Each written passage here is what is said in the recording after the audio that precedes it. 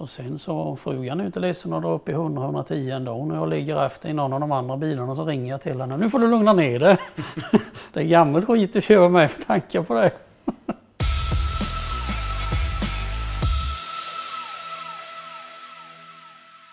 God morgon! God morgon, god morgon. Hur är läget? Jo, det är bra. Hur är det själv? Du, det är inte alls dåligt, men det är kallt ute, är det? Ja, fy hundan vad kallt det är. Det är ingen väder man vill vara ute idag. Nej, verkligen inte.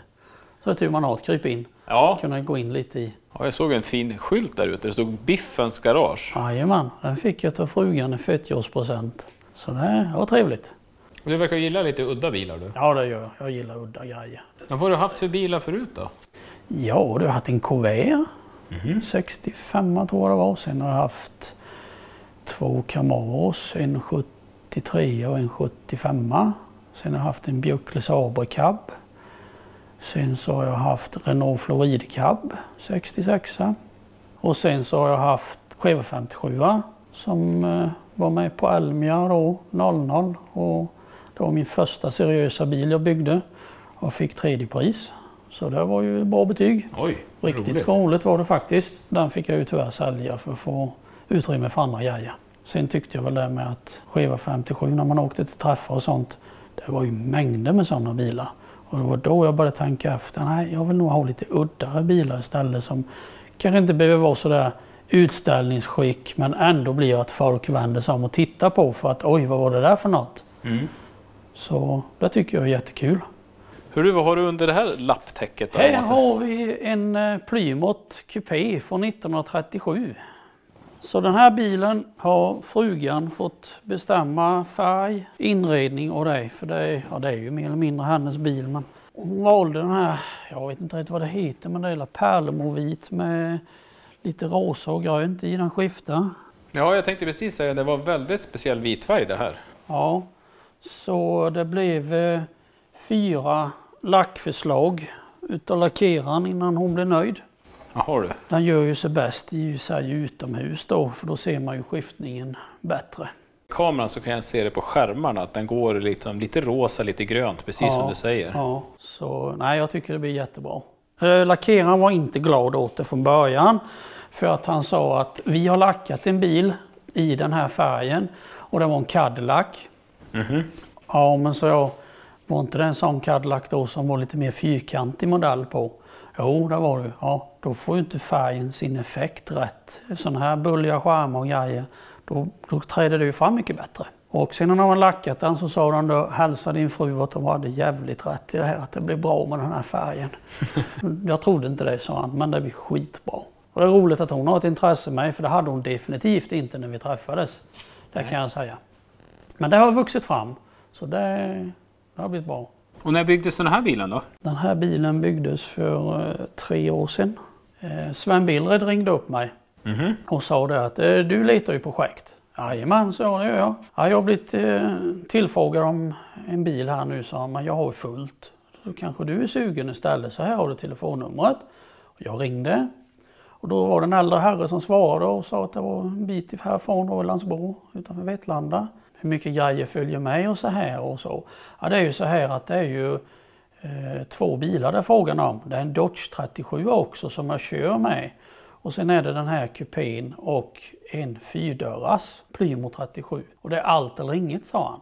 Men det är en som redan har ringt och han kommer från Umeå imorgon.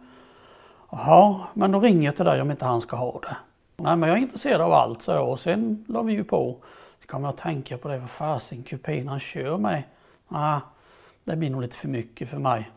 Men jag tänkte, jag får väl se. Och han ringde tillbaka sen efter ett par dagar och sa det att han från Umeå har backat ur. Så jag åkte direkt till han i Landsbro där då. Och vi gick igenom och tittade på allt. Och så sa det att du, den kupén du åker i är jag faktiskt inte intresserad av, utan jag är mer intresserad av de här objekten.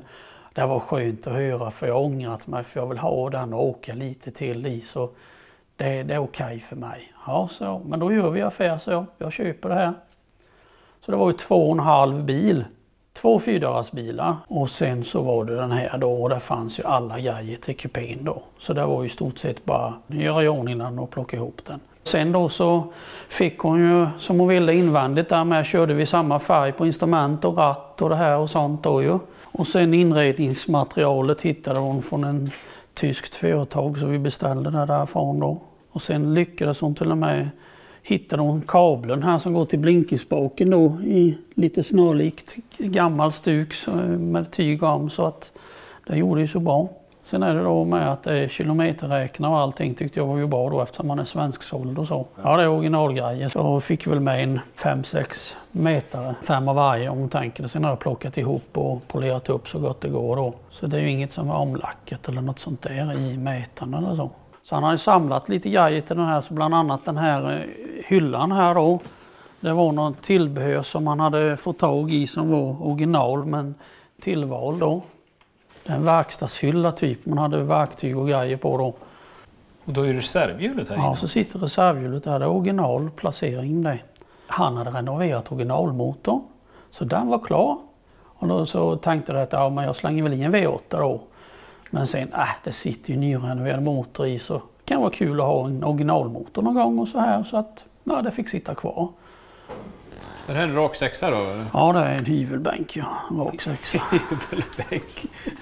Så det är ju inte någon jättefinish på det eller så, utan jag ville behålla det gamla lite och så här. Så att det konstiga var att när jag startade den så gick han jättetyst och fint i 10 sekunder. Sen lät det som en stenkross och då blev jag ju livrädd och stängde av han. Och då visade det sig som så att den som hade renoverat motorn ville inte att ventilerna skulle stå under press. Så att det var ventilglapp på 8 mm mellan lyftaren och ventilen. Jag är ju mest imponerad av att motorn startade överhuvudtaget med så mycket glapp. Men sen när jag justerade till det då till det skulle vara. Nu rasslar man väl normalt som man väl säger då. Tyst och fint går de ju aldrig de här hyvelbänkarna. Kan jag inte påstå. Så det var skönt att det inte var något allvarliga fel än så. Sen så hade ju den äldre herren jag köpte bilen av satt dit förgasaren och allting och gasreglagen där vid motorn. Men där hade han fått dit fel för när det var tomgång så var det full gas och tvärtom. Sen är den runda i mitten där vi till att fälla ut då så man kan veva och få ut framrutan då i nedkant. Så det är sista årsmodellen med den utfällbara vindrutan. Så få in mycket flugor och skit av. Ja, precis. En bemätt med en gång. Hon säger frugan med att det är som att köra en gammal lastbil här då, för det är ju bara treväxlat och så osynkat då. Så, men jag tycker det är tjusningen det med. Och sen så frugan är inte ledsen och drar upp i 100-110 ändå. När jag ligger efter i någon av de andra bilarna så ringer jag till henne. Nu får du lugna ner det. Det är gammalt skit att köra med för tankar på det. Ja, så, nej, det ska gasas. Ja. Och den här bilen då var ju taket något kopiöst inhoppat. Typ därifrån och dit fram så då hela vägen. Så det var ju nästan en 10-12 centimeter nedtryckt från sin originalhöjd då. Och där har jag fått hjälp av min jobbarkompis Sven Billre då som många känner och vet vem det är. Han är ju jätteduktig. Så som sagt var, han fick jobba där. Ja du, han hade med sig lite alla möjliga slags hammare och sen så var det bara som man säger bonka och slå tills det blev bra. Och sen så när han fått upp det hyfsat inifrån om man säger, sen började han ju utifrån och började rätta till det sista då, så att det blir rätt höjd på det. Och sen så fick jag ju lägga dit några svetslappar här och där. Och det var bland annat blivit ett hål på ett ställe så jag fick svetsa igen i taket med då, så att det krympte till det lite om man säger, så att det blir bra motstånd i det så att det inte blir blupp så att säga, åker ut och in. Karossmässigt utöver då? Utöver det var ju faktiskt rätt så bra. Bakskärmarna har fått byta lite på. Dörrarna har fått byta lite nere i hörnen. Vänster framskärm hade herren fått fram en original, aldrig monterad då alltså, med en lapp på. Så det var ju en nosdel som aldrig varit monterad. Och när jag plockade ihop så var det så klockrent. Andra försöket med lite småjusteringar så var den klar. Sen tog jag andra sidan, plockade fram den bästa skärmen till höger fram då. Tyckte att den såg jättebra ut, skruvade dit den. Ja, då pekade den 5 cm utåt i nerkanten och den var renoverad Så det syntes ju svetsarna på baksidan och så. Men de har aldrig provmonterat dem riktigt innan de helsvetsade. Så det var bara att ge sig i med kapen där och börja rikta och svetsa samman igen så det blir bra. Bakpartiet under bagageluckan där var det lite grann jag fick byta. Men annars var det inte så där jättemycket rostlagning på den, det var det inte. Jag ville ju ha någonstans då att göra av med paraplyer och grejer så att då gjorde jag en vägg här då och sen in här får man rum med rätt så mycket grejer och ändå ha en stor bagage. Stötfångarna var ju nya. Då hade han lindat in dem i ett stora tjocka täcken och lagt dem i garagetaket då. Och sen grillen. Jo, sa han, där måste man vara rädd om. Följ med här så går vi in i vardagsrummet. Då hade han en stor brudkista. Men där var det ju full med foto och grejer på så det tog en kvart 20 minuter innan vi hade plockat in allt där så att vi kom ner där i. Och när vi öppnade den då var det lika mycket tecken och grejer där i så jag tänkte här finns ju ingen grill. Men i botten där låg den. Jättefin. Ja, han hade grejer överallt. Eftersom bilen var lite grönaktig original så här i låg det den färgen emellan därifrån och dit till den kanten var det originalfärgen lackad här i. Men jag ville inte ha någon färg där utan fick ju krama alltihop istället. Och bland annat då så hade jag med mig en massa stora pappkartonger då. Och för att jag skulle plocka ner grejer, bland annat grejer från den här byrån där då. Och då så sa han att du hade ju jättefina kartonger, jag tar dem så kan du ta hela byrån istället. Så det var ju smidigt. Det var ju lite roligt med för man fick ju med sig lite böcker och grejer och sånt där. Den till och med jag tror jag var på svenska, ja jajamän. Och sen är det ännu fler sådana här grejer och här är det mest begagnade grejer i denna lådan. Och sen, där vi ser, så där fanns ju en hel del. Massa tändstift och gummilister och gaspedal fanns det ny här med. Så här i tror det låg nya dörrhandtag och lite. Så han har verkligen samlat som sagt var den där herren. Det är mycket nosgrejer då? Ja, det är det. Så där, och sen så finns det lite mer här. Lamellkit nytt. Det är bara nitarna de behövs. Lite bromscylindrar och grejer. Och sen är det ju blinkisar. Ligger nya. Och sen är det en massa sådana här renoveringskit till bränslepumpar. Rotor och grejer och sånt där. Och fördelarlock finns det här med och lite allt möjligt. Så det har han skrivit. Startmotor. Jag tror han är splirrans ny. Så det är en rejäl grej. Ja, som sagt var det finns lite smått och gott i den här lådan. När jag började då och skulle ha igång motorn så var ju inte brytarna så bra. Jag fick en inte bra gnistor där. I den här byrån och letade, jo då, där ligger det original nytt, aldrig öppnat. Både kondensator och brytare och fördelarlock och rotor. Så det var ju guld, bara plocka dit. Nya grejer, jättefint, startade direkt. Bränslepumpen stod läckte. Jaha, jag nu tänkte jag försöka få tag i en renoveringssats. Undrar om inte jag såg det i byrån. Och jag började rota. Hitta en splirrans ny komplett bränslepump i originalkartong. Dunkar dit den. Det läcker ingenting. Funkar klanderfritt. Det var rena rama julafton och rota den här byrålådan då. Så att ja, det finns lite över till den andra bygget där med som tur är. Det som blir över som det heter då skulle jag sälja det.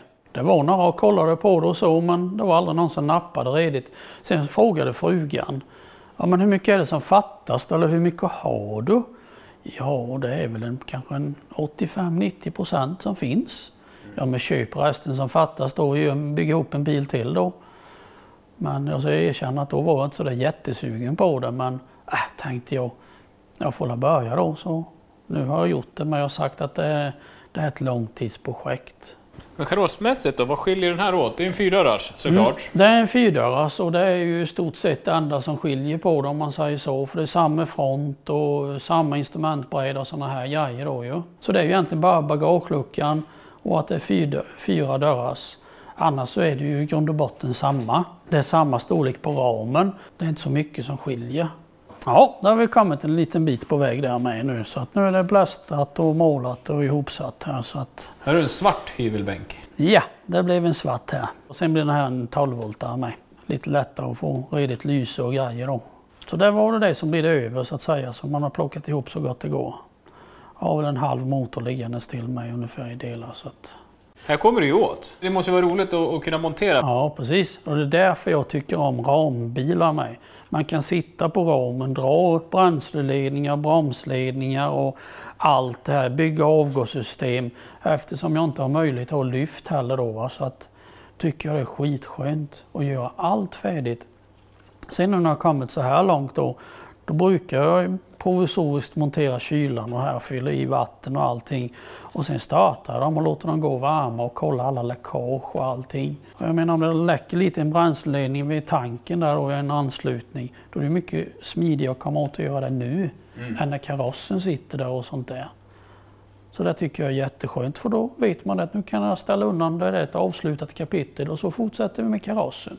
Den här var det rätt mycket jobb på faktiskt. Jag har bytt en hel del i golvet, trösklarna bytta. Vi bockade den i ett stycke först.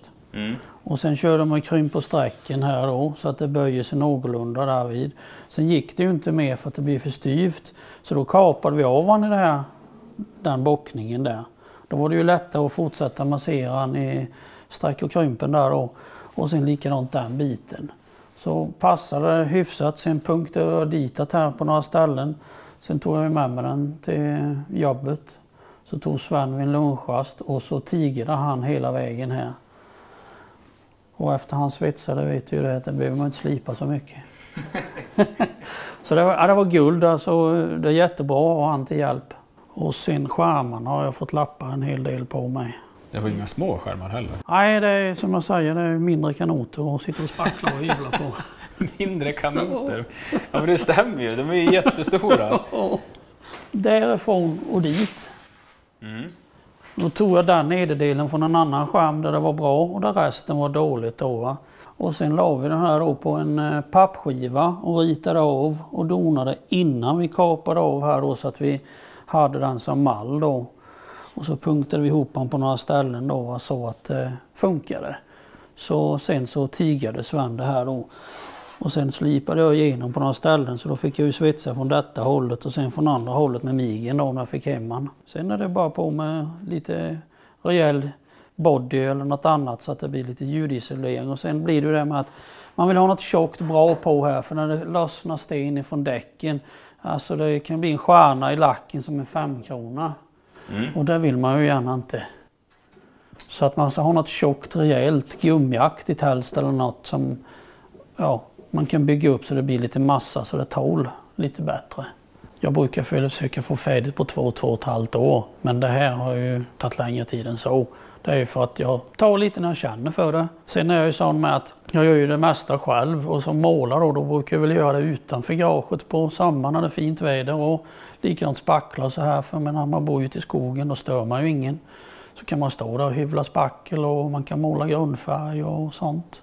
Så då blir det ju att man får lägga ner mycket tid på sommaren. På vintern kan man ju hålla sig i garaget och skruva mest och sådana grejer. Sen blir det att man står här inne och slipar och donar spackel med givetvis. Men du hade fler bilar också va? Det har jag. Jag har 2 till som står i ett annat garage. Men du, vi gör så här. Jag tittar förbi vid ett annat tillfälle så tar vi och tittar på de bilarna i så fall. Ja, det kan vi göra. Vi kan åka dit och så kan vi kolla lite där. Hörru, vilka fantastiska bilar du har. Tack så hemskt mycket. Det är roligt att du vill komma och titta på dem. Ja, det här var ju jätteroligt. Så det är alltid roligt. Och vilket jobb du har gjort. Hatten av. Ja, tack. Det har varit att träla. Så vi får säga på återseende. Ja, tack så mycket och vi hörs och syns. Hej.